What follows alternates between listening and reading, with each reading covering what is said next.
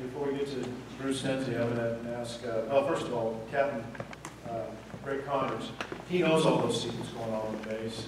I'm going to ask him to divulge them now and see if we can go there and take pictures. All right. The camera's out.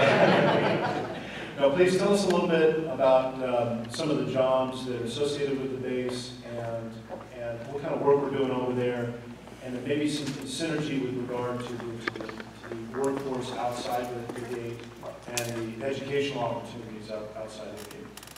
Oh, okay. You know, if I may, just maybe from your main focus area a little bit. You know, we embarked on an economic impact study.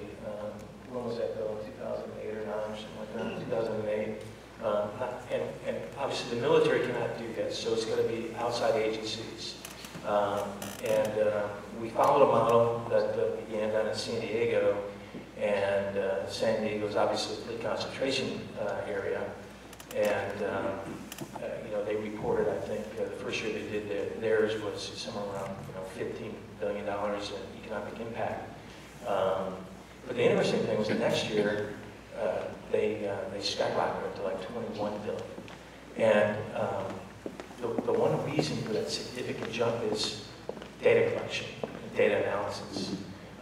With a base like Naval Base Ventura County with 102 different tenants, all representing every single enterprise, not only the U.S. Navy, but the Army, Marine Corps, and Air Force, including the Guard.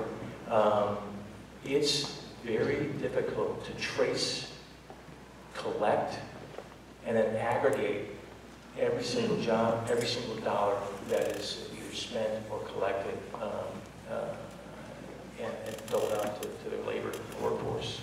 And so what we did was we went down to San Diego, we found the right people, and we found the methods, which are very complex, to find those dollars to some degree of accuracy. So even though the economic impact, let's say $1.9 billion goes to this community from the military presence, that's probably an underestimation, in my opinion. So back over these 102 tenants, if you look at the representation, probably one of the most staggering elements is that 14% of the scientists and engineers in the entire county reside right over there in Naval Base Ventura County, because we have a preponderance of test and evaluation components with NAVAIR, NAVC, and the Expeditionary Command over there that has this level of personnel in order to execute their mission. Now that's significant because number one, they have education requirements, both both progression in their progressive in their career development, and as new technologies and new methods and new skill sets are required, they have to refresh from time to time as well.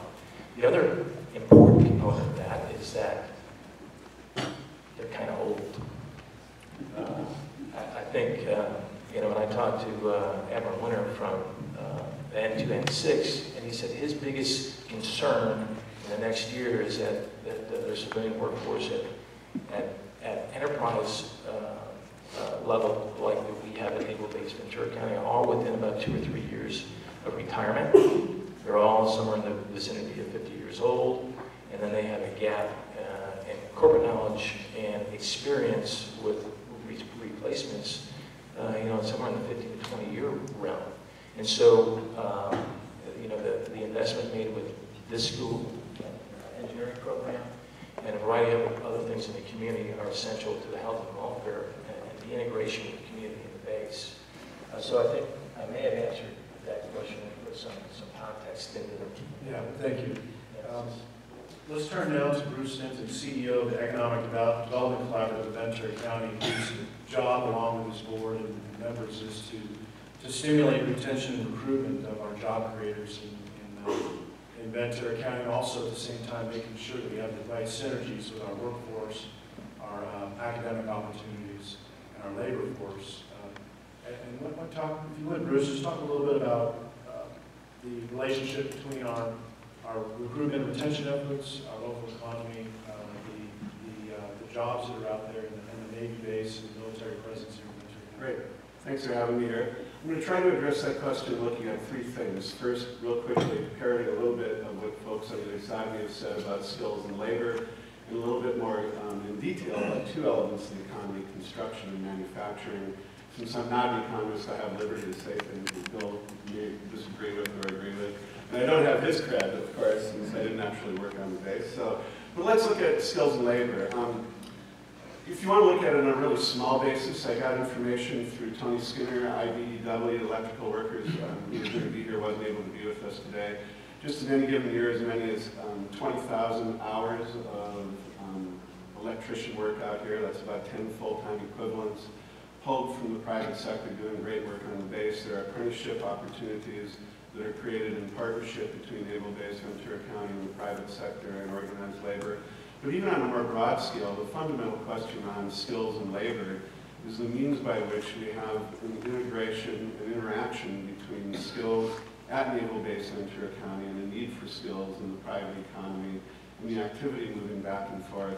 There's only three ways that we can fill our labor demand in Ventura County. We can train our own, we can have people move into the county, and a piece of that moving into the county is pretty much only by means of people moving into Naval Base Ventura County as part of the transitional opportunities, and maybe transitioning out of the base into the private sector. Given the nature of the cost of living in California, we're not attracting talent in the way that we used to, but because Naval Base Ventura County is here, that is a huge piece of it. Changing over a little bit to construction, yes, we could talk about how the construction industry has benefited from opportunities in public-private partnership to be building things at and with the base, but I'd like to take a slightly different look at that in consideration of the BRAC threat. For example, if you go back to 2006, we had 22,000 jobs in construction in Ventura County, out of that roughly 300 to 320,000. 22,000 jobs in construction just 6 or 7 years ago. Today we have about 12,000 jobs in construction. If you were to move, so that was the impact of the recession, from 21,000 down to about 12,000. If you were to remove the share of these jobs and interaction economically from Naval Base Ventura County to the larger region, the opportunity to reemploy that gap from 21,000 down to 12,000 would be non-existent. That would be a huge impact to the housing, to the construction industry across industrial, commercial, and we have a number of opportunities. If we were actually building it, I don't think anyone in this room would think that in 2006 we were building out of control. No one would think that, but we had 22,000 jobs then, and again 12,000 now. And again, Naval Base Ventura County isn't the means of reemploying them, but any impacts to Ventura County's base would have a deleterious effect over getting it back. The third piece, very quickly, is in manufacturing. A poorly understood fact of the Ventura County economy is that we have an incredibly robust manufacturing industry. It has a higher density than the average nation or the average location in California or the nation in manufacturing jobs. It's around 30,000 jobs today. It is still around 13% of the private sector economy. To give you an example of how things have changed over the years and get into a little bit more detail and maybe everybody wants to hear it. 10 years ago, or maybe 12 years ago, we had about 40,000 jobs in manufacturing. Today we have 30,000. That's a big decline, right? So you would think that we're getting clobbered because those jobs are gone. But let me submit to you this. In the year 1980, Ventura County was underrepresented in the number of jobs in manufacturers compared to the rest of California and the nation. We only had about 80 to 85% of the average number of jobs as there are competitive areas across the country 30 years ago. Today, our location quotient, we call it, our density in manufacturing is well above that. It's about 1.1 or 1.2. In other words, 10 or 20% more densely represented in manufacturing than it used to be. These are some of the highest paying jobs in the nation. They're more diversely spread across subsectors. Why do I bring that up? I don't think anybody in this room would believe that the reality of a robust manufacturing sector in Ventura County is attributable to any other single point more than the ongoing relationship and technology transfer and the industry integration with the defense industry. So Naval Base Ventura County is the means of creating a big share of that manufacturing cluster and is the means of retaining it. If Naval Base Ventura County were to be shrunk or go away in any manner, that diversity of talent in engineering and all the jobs that we've been talking about would not only impact just those directly, but if we lost that density of manufacturing jobs, excuse me for saying this, we'd look more like Kern County than Ventura County would happen in a very rapid period. Well, thank you. Actually, Bruce, you opened up kind of the door when I asked if you Mr. and Dr. Watkins would maybe hypothesize here a little bit about what Ventura County might look like if the base was significantly consolidated or closed. And I know that they taught me in law school never answer hypothetical questions, so I won't blame you for walking away from this one. Certainly Cap Connors raised the specter of the very secure environmental protections that are going on over there with the wetlands and mammal protections and bird protections and snowy plover and sea lions that take place over there. But what kind of maybe looking at other communities too throughout California, like Alameda, Bear Island, these other communities, what are some of the potential outcomes, good and bad, I suspect, if we could just raise that spectrum? I don't see any good outcomes, and that's because in California, we have been just remarkably bad at taking care of assets that are handed to us. So what you would have is a huge amount of capital that would be deteriorated. It would be an ugly sight after just a matter of a few years. Grass would be growing through the asphalt and things like that. And it would just continue to get worse. Immediately, what would happen if the base were to be closed? House prices would just collapse. That's probably a temporary thing because it's a great place to live. Eventually, somebody would live in those houses, but they're probably not people that are earning the money that people would going to pay. And it'd more than likely be retirees from someplace else. And retirees, as some of my colleagues, we're talking about these things, so it's not that far off the future for many of us, but they don't invest in a community the way family members and young families do. Retirees move to an area soon. They're going to enjoy their last X years, right? And so you have population will get older, there'll be fewer children. We already don't see very many children, but there would be fewer than there are now. Traffic would be better on the freeway in the morning.